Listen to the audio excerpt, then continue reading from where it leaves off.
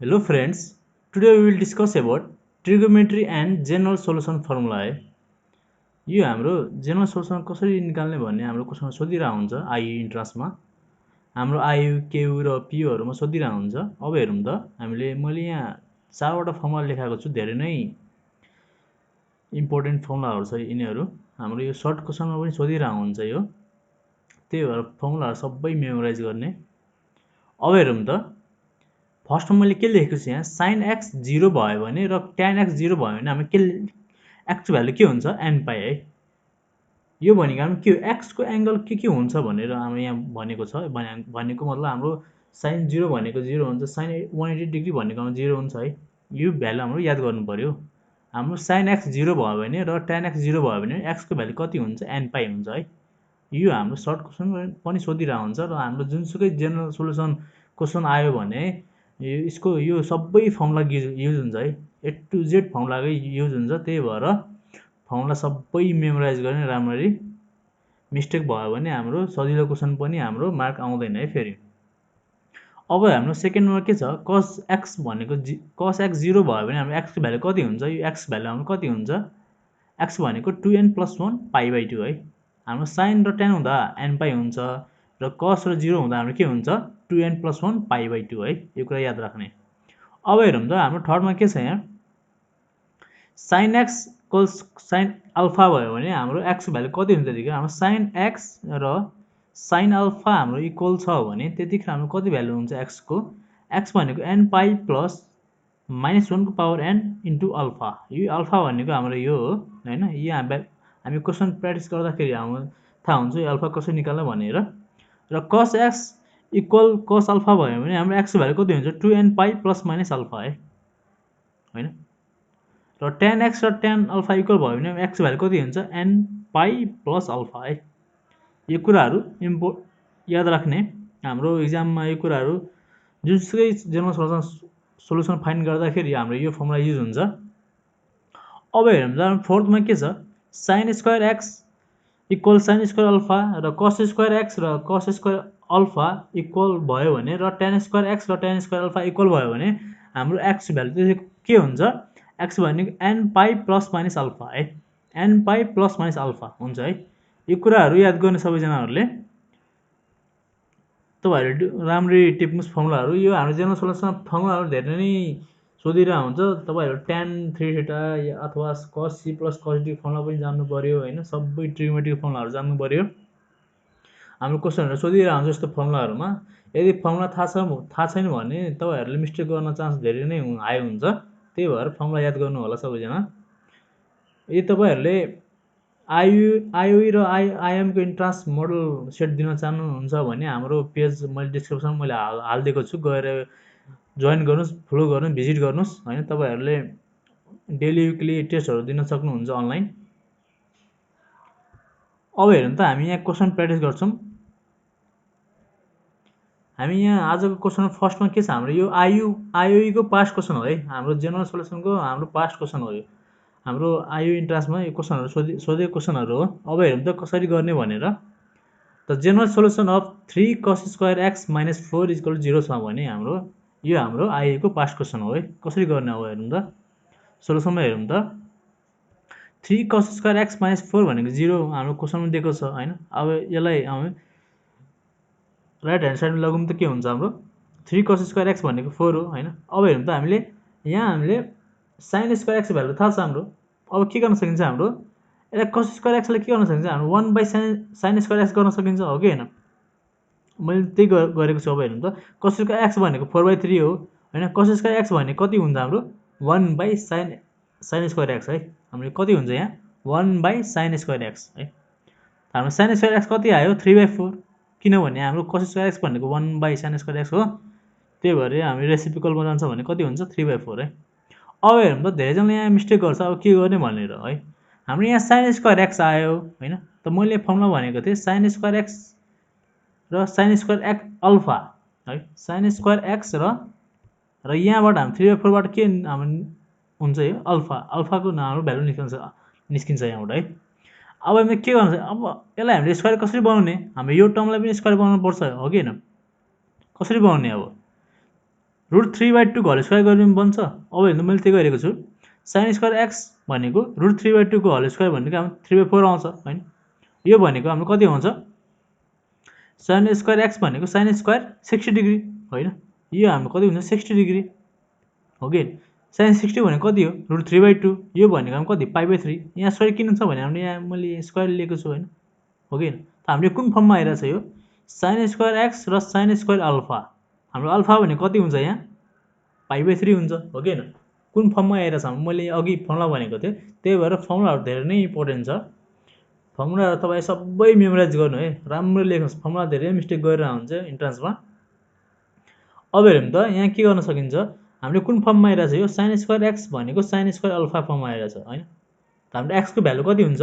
x भनेको n pi plus minus π/3 हैन। π/3 भनेको अल्फा हो हैन, हो कि हैन?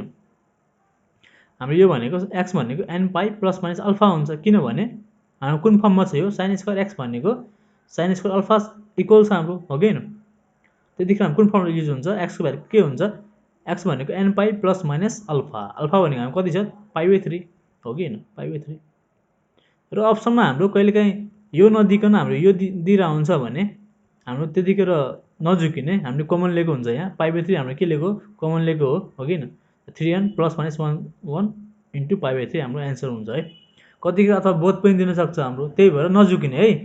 कमन हेर्ने, यदि कमन लिएको छ भने मल्टिप्लाई गर्दा हाम्रो यो सेम नम्बर आउँछ। यो र यो हाम्रो सेम एन्सर हुन्छ हैन।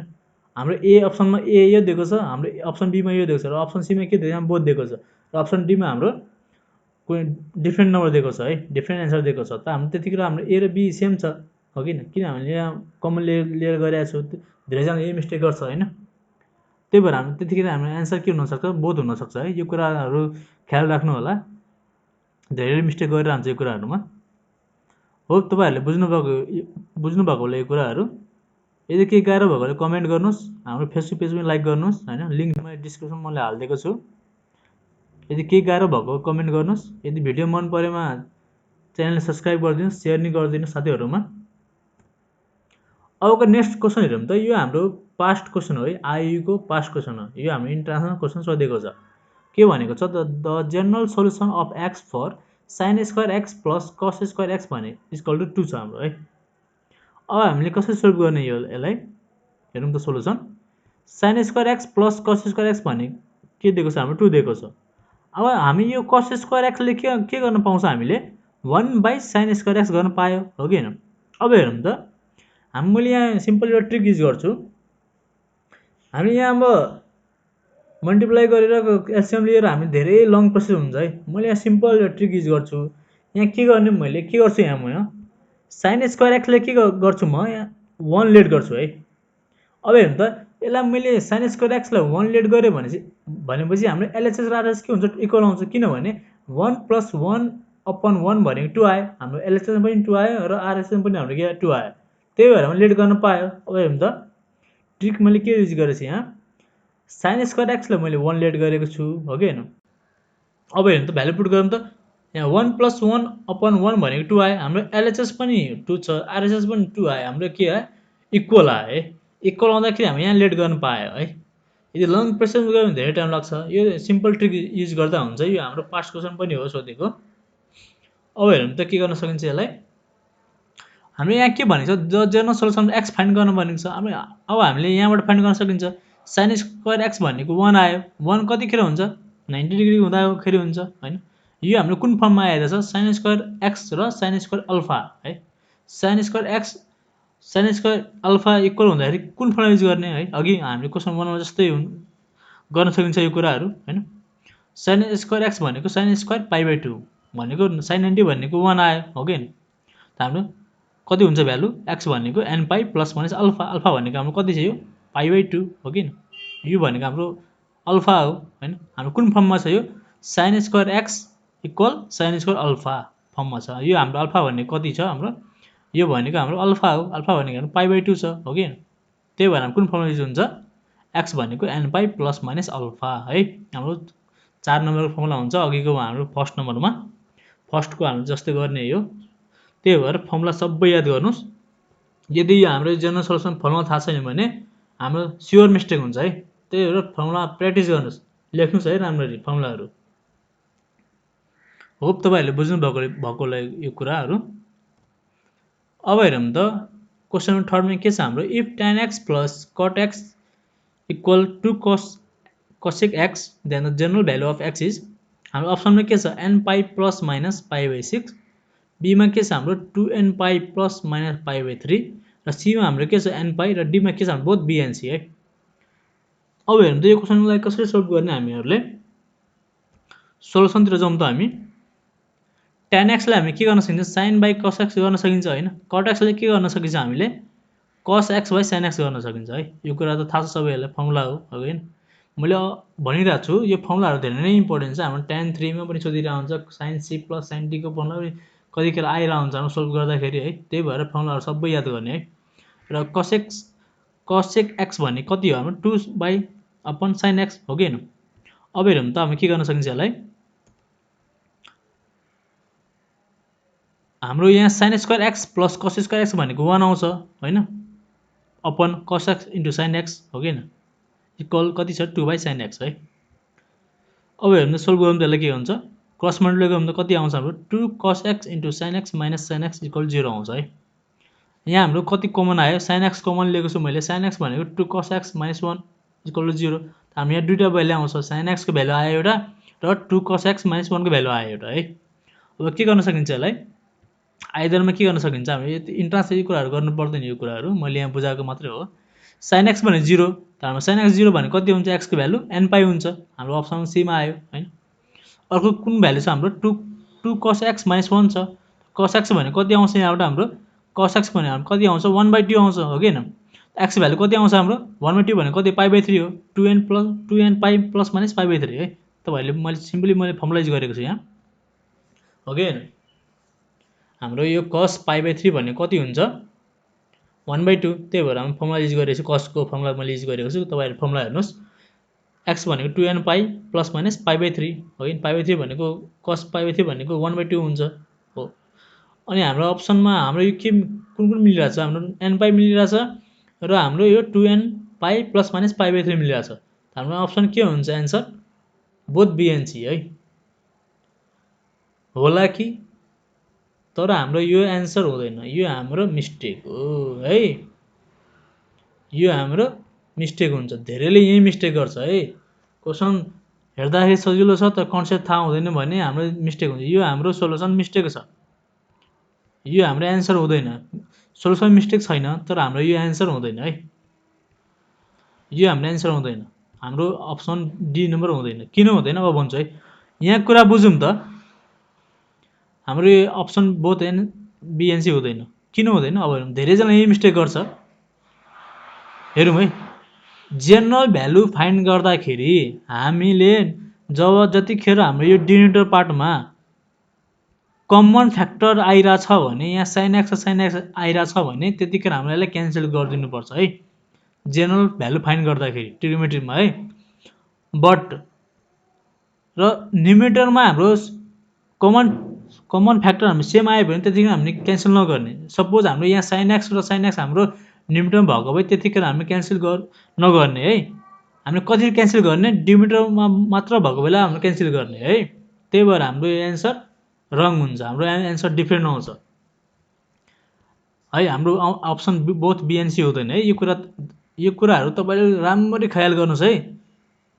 अब हेर्नु त हामी यहाँ सोल्भ गरौँ त, यो अब करेक्ट सोलुसन हेर्नु त। यसलाई के गर्न सकिन्छ, मैले के भनेको थिएँ, tan x sin x by cos x plus cot x लाई cos x by sin x equal 2/sin x है। त 1/cos x into sin x equal 2/sin x। त 1 किन आयो हाम्रो यहाँ, sin square x plus cos square x आउँछ, simple कुरा छ यो हैन। अब हेर्नुस् है, जेनरल भ्यालु फाइन्ड गर्दाखेरि अब हेरौँ, हामीले LHS मा र RHS मा हाम्रो कमन आइरहेछ sin x है। sin x अघिको मैले सिम्पली मैले क्रस मल्टिप्लाई गरेर सल्भ गरेको थिएँ। तर हामीले यहाँ जेनरल भ्यालु फाइन्ड गर्दाखेरि हामीले यदि डिनोमिनेटरमा हाम्रो सेम भ्यालु कमन फ्याक्टर आइरहेछ भने हामीले यसलाई क्यान्सल गर्नुपर्छ, sin x लाई हाम्रो क्यान्सल गर्नुपर्छ। अघि मैले क्यान्सल गरेको थिइनँ, क्यान्सल बिना गरेर म सल्भ गरेको थिएँ, त्यही भएर हाम्रो अप्सन डी आएको थियो। तर यो हाम्रो एन्सर हुँदैन, मिस्टेक हो है हाम्रो। तर हाम्रो न्युमिनेटरमा यदि sin x र न्युमिनेटरमा पनि sin x हाम्रो सेम कमन फ्याक्टर आएको भए त्यतिखेर हामीले क्यान्सल गर्न पाउँदैन। त्यतिखेर सिम्पली सोल्भ गर्ने अघि जस्तो है। हाम्रो डिनोमिनेटर मात्रै हामीले क्यान्सल गर्ने है। यो कुराहरू याद राख्नु होला। हाम्रो डिनोमिनेटर मात्रै क्यान्सल गर्ने। त्यही भएर हाम्रो sin x र sin x क्यान्सल हुन्छ यहाँ हैन। हामीले डिनोमिनेटर मात्र क्यान्सल गर्ने यदि सेम कमन फ्याक्टर आएको छ भने है जेनरल भ्यालु फाइन्ड गर्दाखेरि। हाम्रो cos x भ्यालु कति आउँछ 1/2 हैन। यहाँ भने cos x भ्यालु कति आउँछ हाम्रो 1/2 है। यो 1/2 भने कति हो π/3 हो कि हैन। cos x र cos अल्फा फर्मुला लाग्छ हाम्रो भनेको हाम्रो 2n पाइ प्लस माइनस अल्फा। अल्फा भनेको हाम्रो π/3 छ हो कि हैन। तपाईहरुले फर्मुला याद छ भने अघिको हाम्रो फर्स्ट स्लाइडमा हेर्नुहुन्छ भने फर्मुला मैले लेखिदिएको छु राम्ररी। तपाईहरु स्लाइड फर्स्ट राम्ररी हेर्नुस् है। यो कुराहरू तपाईहरु राम्ररी बुझ्नुस् है। धेरै जनाले इन्ट्रान्समा मिस्टेक गरिरहन्छ। यो कुराहरू सिम्पल कन्सेप्ट खाले क्वेशन सोधिरहन्छ तर मिस्टेक गरिरहन्छ। यो कन्सेप्टहरु थाहा हुँदैन धेरै जनालाई। त हाम्रो एन्सर कति हुन्छ यो 2n पाइ प्लस माइनस π/3 हाम्रो कति हुन्छ अप्सनमा बी हुन्छ एन्सर। हाम्रो अप्सनमा डी हुँदैन एन्सर हो किन। अघि हाम्रो कति आएको थियो डी आएको थियो बोथ बी एन्ड सी तर यो हाम्रो एन्सर हुँदैन। हाम्रो एन्सर के हुन्छ बी हुन्छ 2n पाइ प्लस माइनस π/3 किन हाम्रो जेनरल सोलुसन फाइन्ड गर्दाखेरि यदि हाम्रो डिनोमिनेटरमा हाम्रो कमन फ्याक्टर सेम आइराछ भने यहाँ हाम्रो sin x र sin x हाम्रो सेम आइराछ भने त्यतिखेर यसलाई क्यान्सल गर्ने है। त्यसरी के गर्ने हामीले क्यान्सल गर्ने क्यान्सल गरेर सोल्भ गर्ने है। फेरि न्युमिनेटरमा आएको छ भने कमन फ्याक्टर त्यतिखेर हाम्रो क्यान्सल नगर्ने है। न्युमिनेटरमा आएको बेला हामीले त्यतिखेर के गर्ने हाम्रो क्यान्सल नगर्ने है। यो कुरा याद राख्नु होला तपाईहरुले सोल्भ गर्दाखेरि। हो तपाईहरुले यो कुरा बुझ्नु भएको होला। यदि केही गाह्रो भएको बेला कमेन्ट गर्नुस्। अब हेर्नुस् त क्वेशन नम्बर 4 हेर्नु त यो हाम्रो आईयुमा सोधेको क्वेशन हो। यो आईयुको हाम्रो पास्ट क्वेशन हो। हाम्रो के छ the solution of tan 2θ dot tan θ भनेको 1 हाम्रो क्वेशनमा दिएको छ है। यसले मैले भनेको थिएँ यो फर्मुला सब याद गर्न भनेर हाम्रो tan 2θ पनि सोधिरहन्छ sin 2θ पनि सोधिरहन्छ जे नि सोध्न सक्छ है। यो कुराहरू cos c plus cos d सोध्न सक्छ है। यो सोल्भ गर्दाखेरि यो फर्मुलाहरू हाम्रो युज भइरहन्छ। अब हामीले के गर्न सकिन्छ tan 2θ ले के गर्ने sin 2θ / cos θ इन्टु tan θ ले sin θ / cos θ = 1 छ है हाम्रो। अब यसलाई हामीले क्रस मल्टिप्लाई गर्नु त के हुन्छ cos 2θ डट cos θ को इक्वल कति आयो sin 2θ डट sin θ आयो है। अब हामीलाई लेफ्ट ह्यान्ड साइड लगौँ त हाम्रो कति आउँछ cos 2θ dot cos θ minus sin 2θ dot sin θ भनेको 0 आयो है। यो भनेको हाम्रो कुन फर्मुला आयो यो भनेको हाम्रो कुन फर्मुला आउँछ sin c plus sin d formula आउँछ हो कि हैन। यदि हाम्रो फर्मुला थाहा हुँदैन भने हाम्रो मिस्टेक हुन्छ। धेरै जनाले sin c minus d गर्ला कि sin c plus d गर्ला कि हैन। यो हाम्रो कुन फर्मुला हो cos c plus d को फर्मुला आउँछ। यो cos c भनेको cos 2θ plus θ को फर्मुला आउँछ हो कि हैन। त हामीले यहाँ गर्न सकिन्छ यो भनेको cos c plus d भनेको 2θ plus θ भनेको 0 त cos कति आउँछ यहाँ हाम्रो cos 3θ भनेको 0 आउँछ हो कि हैन। हामीले फर्मुला थाहा छ cos θ भनेको 0 को फर्मुला कति हुन्छ 2n + 1 π/2 है। धेरै जनाले यहाँ नि मिस्टेक गरिरहेको हुन्छ। के गर्छ हामीले फर्मुला थाहा छ हाम्रो cos θ को है cos θ को फर्मुला थाहा छ हामीलाई हैन। के हुन्छ हाम्रो 2n + 1 π/2 तर धेरैले के गर्छ यो 3 हामीले नेग्लेक्ट गरिदिन्छ कि हतारमा के गर्छ 3 छोड्दिन्छ तर हाम्रो 3 पनि छ। यही हाम्रो θ भनेको कति छ यो θ भनेको कति हो 3θ हो यहाँ। त्यही भएर हाम्रो 3θ के हुन्छ मल्टिप्लाईको फर्ममा हुन्छ हो किन। यो हाम्रो यता जाँदाखेरि के हुन्छ मल्टिप्लाई फर्ममा हुन्छ। हाम्रो अप्सन यो नि दिएको हुन्छ आईमा है। हाम्रो आई इन्ट्रान्समा अप्सन यो नि दिएको हुन्छ। धेरैले यही मिस्टेक गर्छ यो 3 हामीले मल्टिप्लाई गर्दैन है। यो 3 हाम्रो धेरैले छोडिदिएको हुन्छ।